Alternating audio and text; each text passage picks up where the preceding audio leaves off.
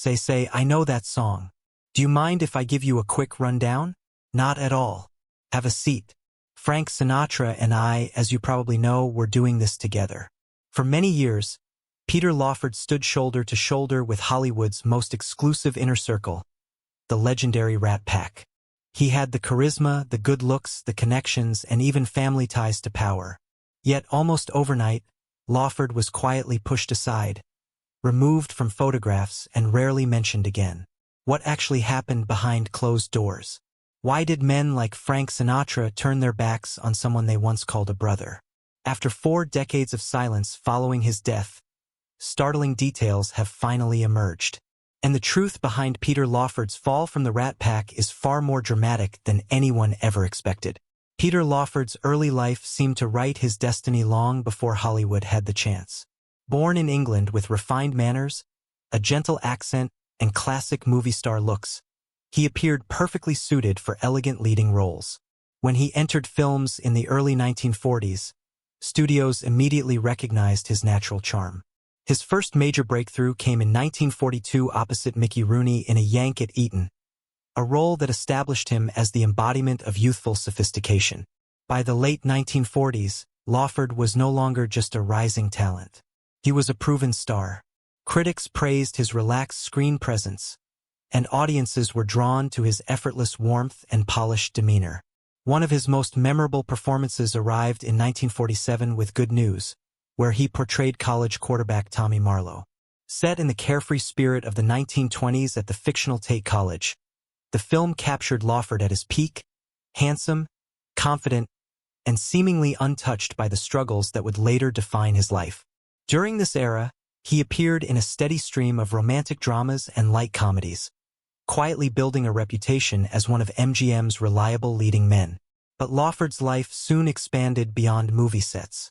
In 1953, his romance with Patricia Kennedy, sister of rising political figure John F. Kennedy, permanently altered his public image. Their marriage 2 years later placed him at the crossroads of Hollywood glamour and American political power. After becoming a U.S. citizen, Lawford actively supported JFK during the crucial 1960 presidential campaign, even casting his first-ever vote for his brother-in-law. For a time, he seemed to possess everything: fame, influence, and a growing family of 4 children. Yet beneath the polished surface, fractures were forming. The marriage collapsed in 1966, reportedly strained by infidelity and Lawford's escalating struggle with alcohol. While his personal life unraveled, his career continued with roles in films such as Sergeants 3 and Ocean's 11. Alongside the men who would define the Rat Pack era, Lawford would go on to marry 3 more times, but the early promise of his life, once filled with elegance and possibility, became tinged with quiet loss, a reminder that brilliance and heartbreak often travel together. The Rat Pack story did not begin beneath the neon lights of Las Vegas, but in smoke-filled rooms where laughter, liquor, and restless ambition ruled. Many trace its origins to Humphrey Bogart, whose circle of friends in the 1940s formed the group's earliest version. It was never an official club, simply a loose brotherhood of stars seeking refuge from the pressures of fame. Membership shifted constantly, but the names now read like Hollywood mythology. Spencer Tracy, Cary Grant, Errol Flynn, Katharine Hepburn, Judy Garland, Nat King Cole, and a young Frank Sinatra among them. They drank together, joked together, and briefly escaped celebrity as equals. When Bogart died, the original circle quietly dissolved. Yet the spirit endured, and Sinatra, unwilling to let it disappear, began assembling a new inner circle. He casually referred to them as the Clan, a half-joking label for a group bound by loyalty, ego, and excess.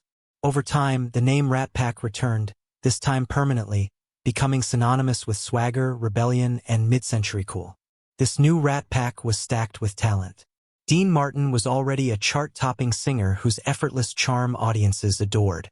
Sammy Davis Jr. was a force of nature, excelling at singing, dancing, acting, and drumming while carrying the burden of constant underestimation.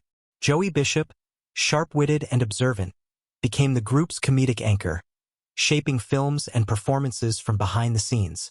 Against this backdrop, Peter Lawford's presence seemed unusual. He wasn't the loudest, the funniest, or the most celebrated. But he offered something none of the others could: direct access to political power. Through his marriage to Patricia Kennedy, Lawford became a living bridge between Hollywood indulgence and Washington ambition. At the time, John F.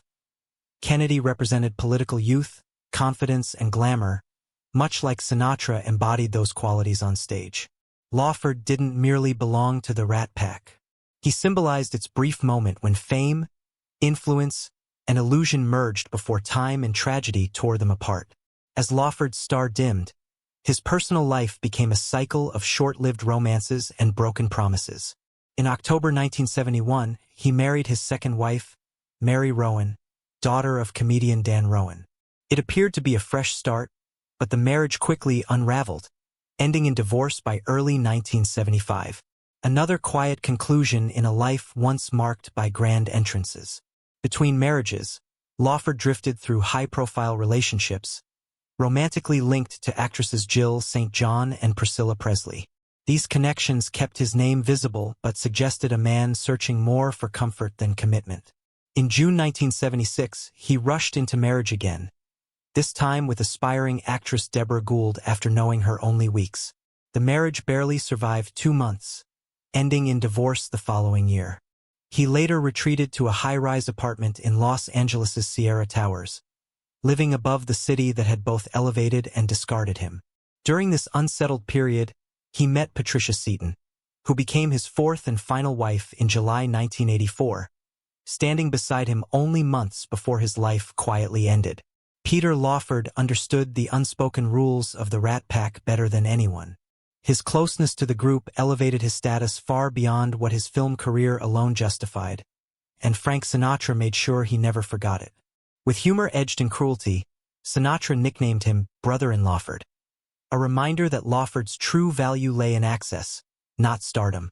Among the pack's giants, he was the connector, the man who opened doors no one else could. At a time when politics and show business circled each other closely, Lawford stood directly in the middle. The Kennedys and the Rat Pack shared a mutually beneficial relationship, trading glamour and influence. Through Lawford, Hollywood gained access to power, while Washington borrowed movie star shine. It was an intoxicating alliance built as much on illusion as loyalty. Lawford became the quiet broker of introductions that would echo through history, including facilitating contact between JFK and Marilyn Monroe. Rumors followed, whispers that he arranged encounters meant to satisfy egos and solidify alliances. Whether driven by ambition or obligation, he moved pieces behind the scenes, gaining influence even as he lost control of his own image. Sinatra's tireless fundraising and campaigning for JFK proved invaluable, and Lawford served as the